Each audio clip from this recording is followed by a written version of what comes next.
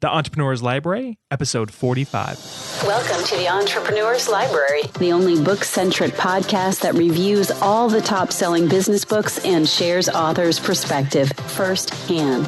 This is your resource to finding the next great book that will enable you to grow personally and professionally. Welcome your host, Wade Danielson. Thank you for joining us on the EL. Today we have Alexandra Watkins, author of Hello, My Name is Awesome. Welcome, Alexandra, and thank you for joining us on the Entrepreneur's Library.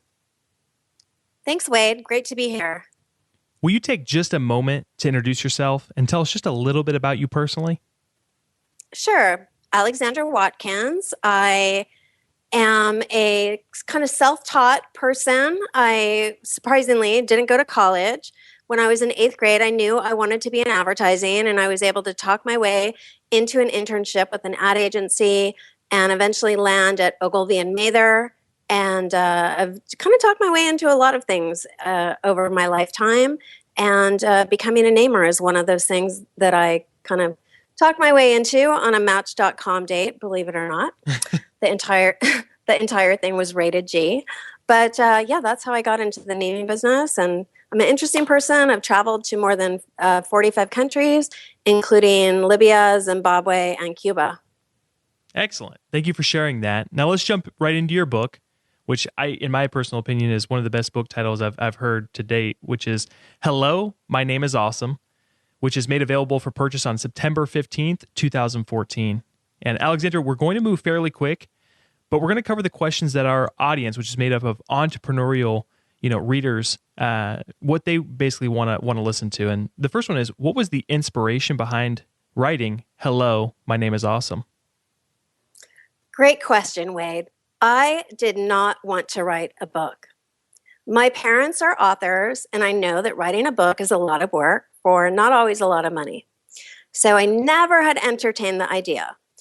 Then I got an email. It was from a publishing company, from the editor and managing editor, and the headline said, "Thought about a book?" And the email said, "Hey, we love your website. We love the writing on it. We love your names. You need to write a book, and we would love to publish it." So that's how the book came about. Now, I didn't jump on it right away. I really struggled with, do I want to take all this time to write a book? And, I knew I'd be giving up my weekends and my social life. But I probably deliberated about 3 weeks over it. And then I finally decided to do it. And wow, I am so glad I did. This has been such a great ride. I mean, and the book is just now coming out, and I've already gotten so much mileage out of it, and I love that I have a book now. So what would you say differentiates your book from others regarding the same topic? Well, there are no other books on naming. There's plenty of books on branding. There's some really old kind of dinosaur books on branding, the 22 of Mutable Laws of Branding. These books were written in the 70s. My book about naming, the rules have changed. Ever since the internet, everything has changed in the name game. So that's what's great about my book. But I'll tell you why no one has ever written a book on naming. Because namers are traditionally linguists. And you cannot teach linguistics in a skinny little book.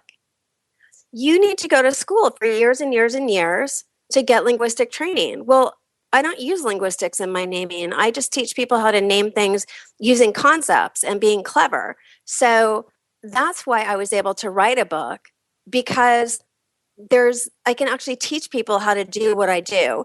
There's no science involved at all.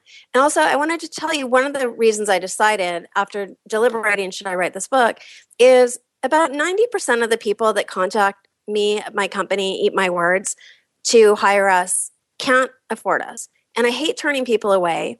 So I thought, well, the book would be something at least that they could get, and it would help them on their own. So that was part of it. And there's a quote in the beginning of my book that kind of encapsulates that.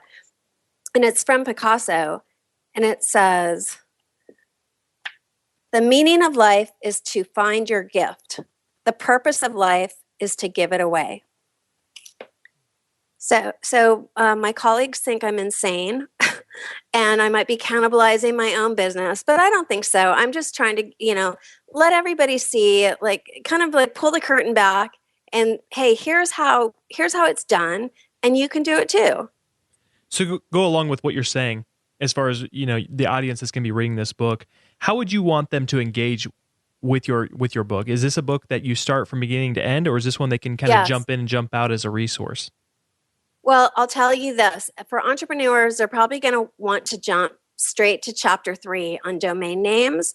I would say if you could have a little restraint and back up and start from the beginning. The book really is written in sequential order. And it's a skinny little book. It's 96 pages. You can read it in an hour. Well, I can read it in an hour. Maybe you want to take a little more time and highlight things and really ponder some of the thoughts. But yeah, it's not a jump around book. But I do think the domain chapter is probably the one that will be the most enlightening to entrepreneurs. Okay, excellent. So now that we know a lot of the background behind the book, this is my favorite part, where I'm going to hand over the mic and basically allow you just to take us from A to Z. Take us through your book and give us a great summary of what it's all about. Alrighty. So my book is organized in a fashion that makes it, first, before you jump into creating names, you really need to understand what makes a name good and what makes a name bad. Because if you don't know that and you're just, getting to the brainstorming chapter and going for that, you haven't learned anything and you don't have any filters yet. So the book starts off with a chapter called Scratch. And Scratch is an acronym for the 5 qualities that make a name great. Now, I'll tell you before I dive into that it's SMILE. Okay, I have to start over with that one. So the book starts out with a chapter called SMILE, and SMILE is an acronym for the 5 qualities that make a name great. Now, SMILE comes from my philosophy: a name should make you smile instead of scratch your head. So the first chapter is SMILE, the 5 qualities that make a name great, and the second chapter is Scratch, when to scratch it off the list because it makes you scratch your head. And that is another acronym. So I'll just tell you, SMILE, the S in SMILE stands for suggestive. And you want to have a name that suggests something about your product. It can't say everything, obviously, but you don't want a name that just doesn't give people a clue. Then the M in SMILE stands for meaningful. You want your name to be meaningful to your customers, not just to you. We had a potential client tell us that they named their company after their daughter. That is meaningful to her. It's not meaningful to any of her customers. And it says nothing about the company. So that's where you have to step out of yourself and think of your customers and how they'll view your name. The I in SMILE stands for imagery. People remember pictures and images much more easily than they remember words or letters. If I were to say the name of 2 energy drinks to you, Wade, these are both women's energy drinks, so you might not have heard of them. One of them is called Bloom, and the other one is called Inviga. Which one of those conjures up imagery? Bloom? Bloom, yeah, flower, right? It's easy to remember. So when you're at the grocery store facing a wall of energy drinks and you're like, what was that one I was supposed to pick up from my wife or girlfriend? You can remember that little flower pops into your head and oh, Bloom. But Inviga, how would you spell Inviga, by the way? Enviga. Yeah, that's a really good guess, because I would spell it like invigorate with an I, and it's no longer in existence. It did start with an E, but Bloom, it's one of those names. It lends itself to visual imagery. Other names like that are Irish Spring, Timberland, Range Rover, Leapfrog. The L in SMILE stands for legs, and that's when your name lends itself to wordplay, so you can have some extended mileage with it. The example I like to give is of my own company, Eat My Words. Our blog is called The Kitchen Sink. Our visitor parking space has a sign above it that says, "Eat my words, client parking only. Violators will be eaten." We have a wireless network called Candyland. Our passwords are always fun, related to food. We have packages, snack, the whole enchilada, the big cheese, just the meat. So you get the idea. We have a lot of fun. And if you have a name that lends itself to wordplay and it has long legs, the possibilities are endless. Next, the E in smile stands for emotional. This is really important. You want your name to make an emotional connection with people. 50% of purchasing decisions are based on emotion. Think of a time when you purchase a bottle of wine. You've never tasted it before, but you like the label. Maybe the label jumped out at you for the graphics. Maybe it was the name, but you bought the wine because of the label. That's an emotional purchase. So, and remember, 50% of names are based on emotion. So you want a name that makes an emotional connection with your audience. And again, not just with you. The next chapter, scratch, are the 7 deadly sins, when to scratch it off the list. If your name is spelling challenge. Now, here's something that used to not matter. Before the internet, who cared how you spelled your name? Before email, domain names, Siri, didn't matter. Now it does. If your name looks like a typo, scratch it off the list. Chances are that Siri, say your name into your iPhone, see if Siri knows what you're talking about. Then type it in an email and see if it gets flagged as misspelled. Same in a Word document. That's a problematic name. And not only will it drive people crazy with the spell check flagging it, it's going to drive you crazy trying to always have to spell your name for people. Or worse, journalists get really mad. I don't know if they get really mad, but they get annoyed. It looks like your name looks like a typo. They look it up like, oh, really? They spelled ship, SHYP. Yes, they did. The C in scratch stands for copycat. And like a great example of copycat is the I in front of everything. Apple owns that. iPhone, iPad, iCloud. Apple owns it. You don't even go there. Don't try it. I mean, it just smacks of being a copycat. So be original and come up with your own new idea. The R in smile stands for restrictive, and restrictive names are limiting, and those are names where you don't look into the crystal ball, and the next thing you know, you've outgrown your name. There's a store in Canada called Canadian Tire. Now, down here in the States, I know I've been to a tire store probably twice in my life. In Canada, 9 out of 10 Canadians shop at Canadian Tire at least once a week. But they sell more than tires. They sell toothbrushes and toilet seats and tackle boxes and trees and tropical plants and toys and telescopes and tents. You get the idea. So it's kind of like the Sears of Canada. They outgrew their name. Now, it's fine for everyone in Canada because they all know, there's over 400 locations of Canadian Tire. But what if Canadian Tire wanted to roll into the US? They'd have to spend a whole lot of money explaining to people we're more than just tires. And by the way, that was their tagline in the 80s. The A in scratch stands for annoying. That's when your name is possible, maybe it's spelled backwards or it's 2 words forced together. It just doesn't feel good. Tame, that is the T in scratch, and that's when your name just doesn't stand out in a sea of sameness. You can't afford to be tame as an entrepreneur. You need to have your name be loud. The second C in scratch stands for the curse of knowledge, and that's where you know something, but your customers or prospective customers don't. And it's hard to unlearn what you know. So again, you have to step outside yourself and make sure that your name isn't cursed. And a lot of times this happens where somebody will name something in a foreign language, forgetting that like, oh yeah, I know Swahili, but my customers don't. And finally, the H in scratch stands for hard to pronounce.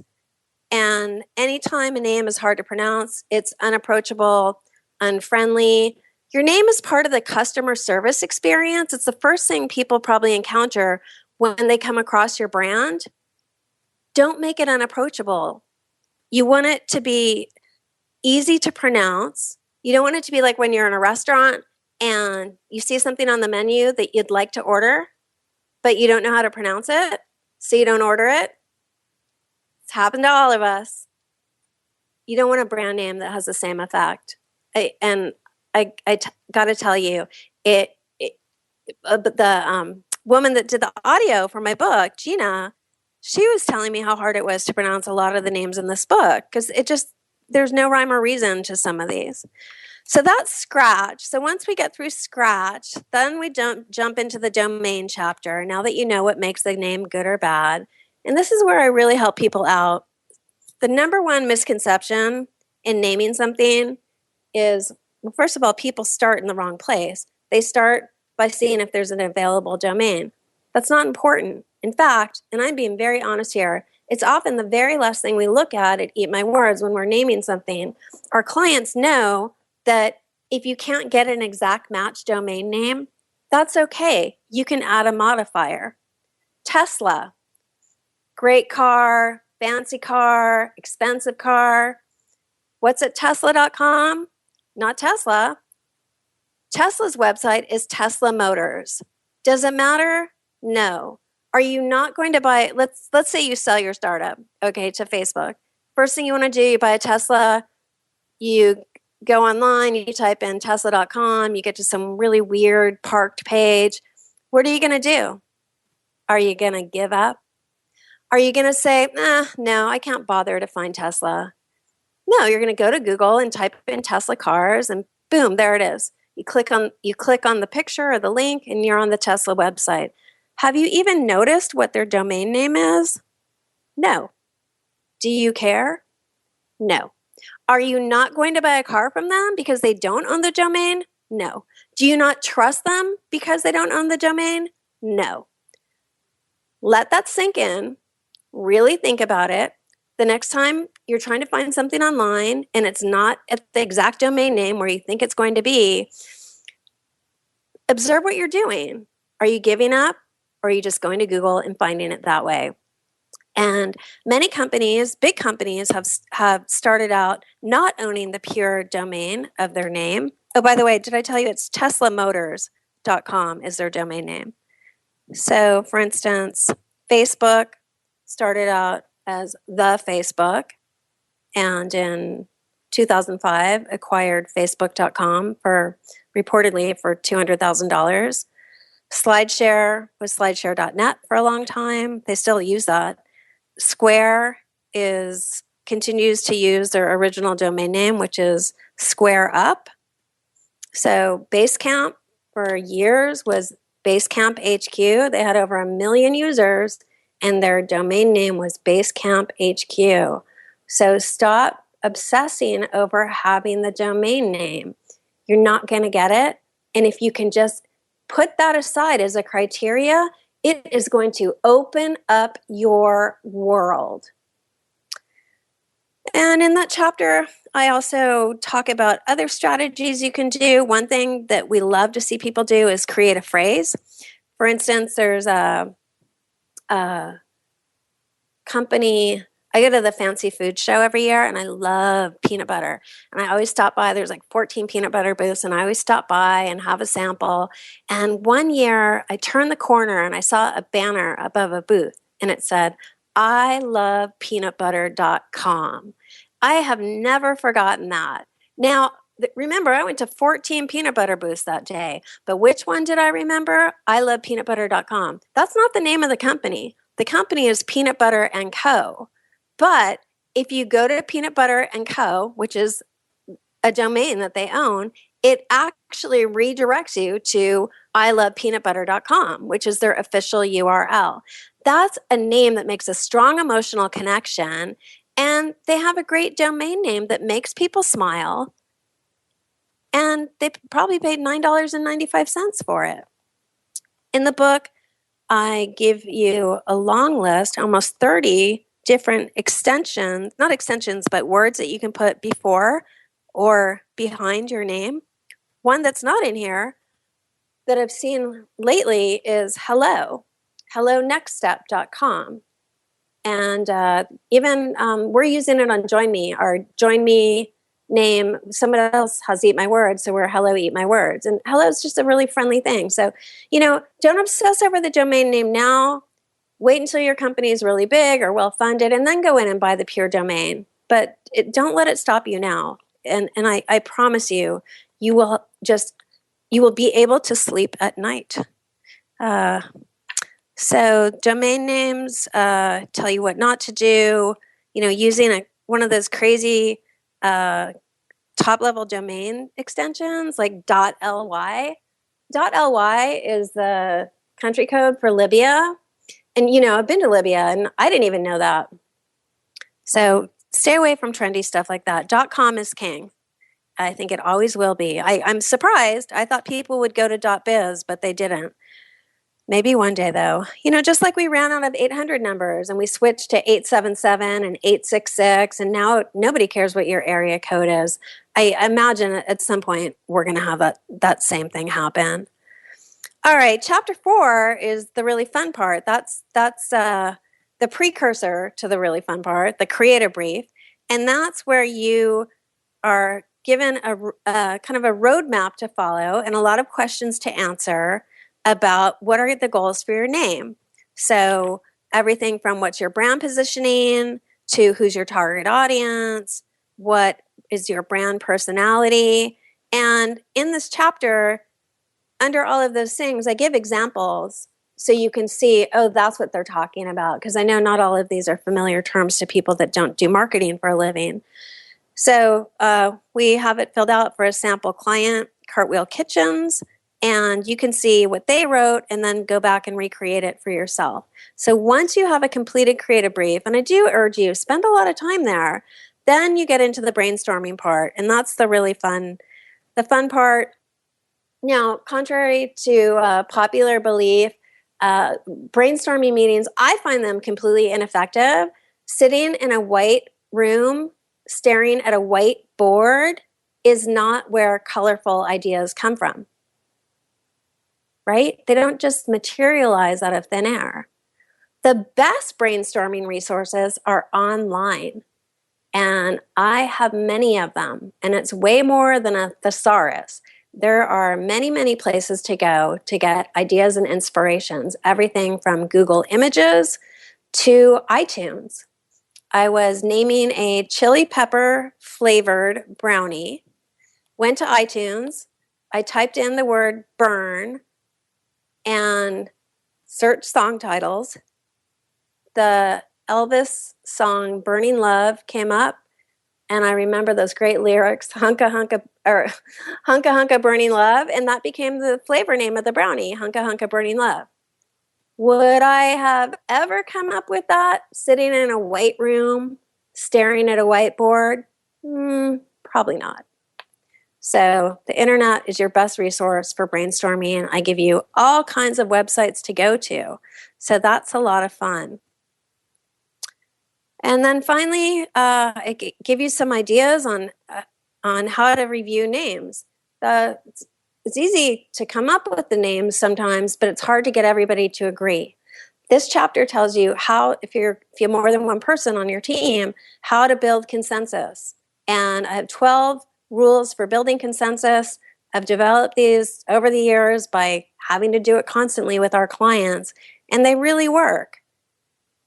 I talk a little bit about focus groups and why you shouldn't use them.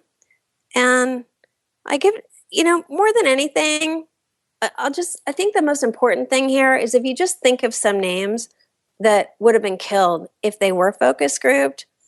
Fossil, right? Fossil, fashion brand.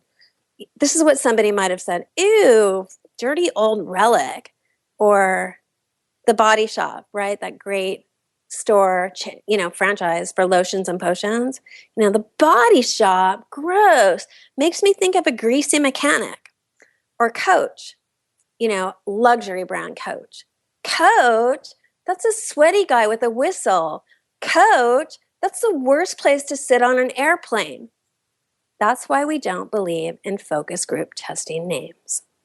And if Richard Branson had asked people to weigh in on what they thought of the name Virgin, it would have never flown. So that's the kind of the hardcore chunk of the book.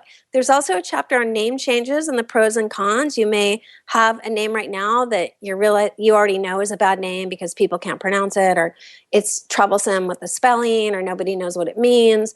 And you might be considering changing your name. This chapter tells you the pros and cons, and it's pretty much there's so many good reasons to do it, and they far outweigh the bad reasons to do it. And the bad reason, number one bad reason being you might hurt the feelings of whoever came up with the name that you have now that you don't like.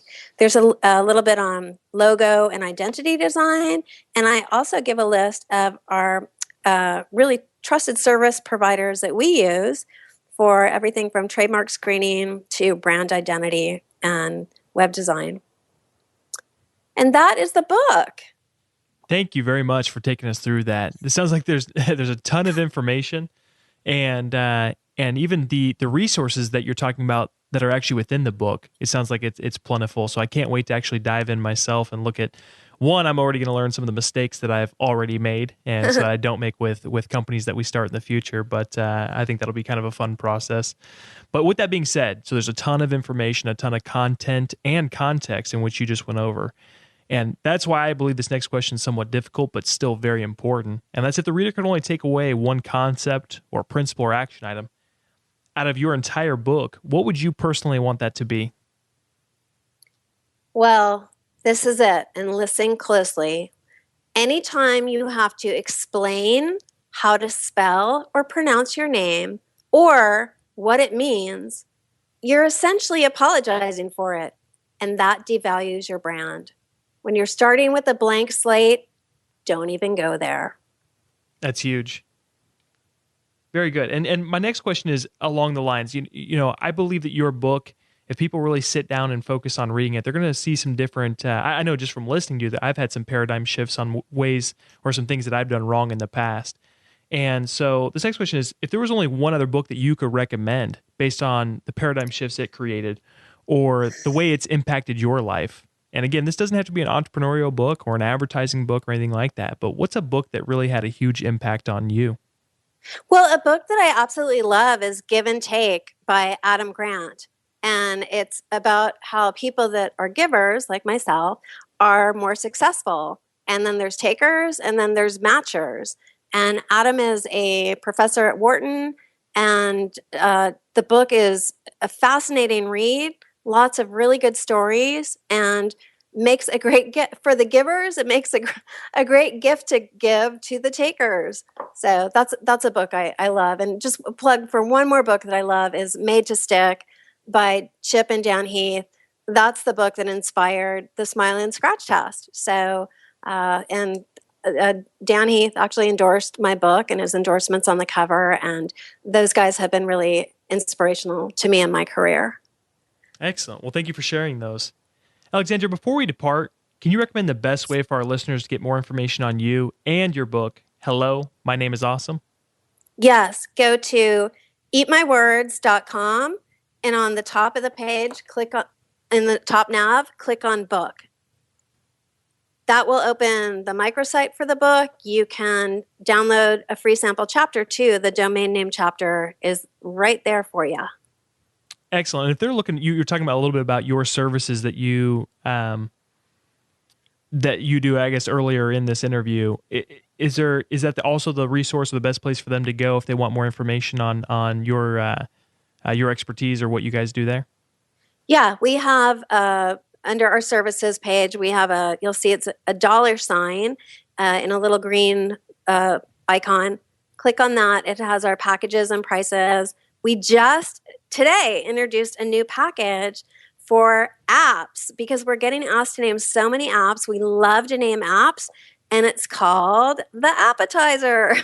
Oh, awesome. So we're excited to have something special because we love apps. We love to name apps, and every app developer we work with has been a lot of fun. And there's usually just one decision maker, which is why we're doing something special for this particular audience.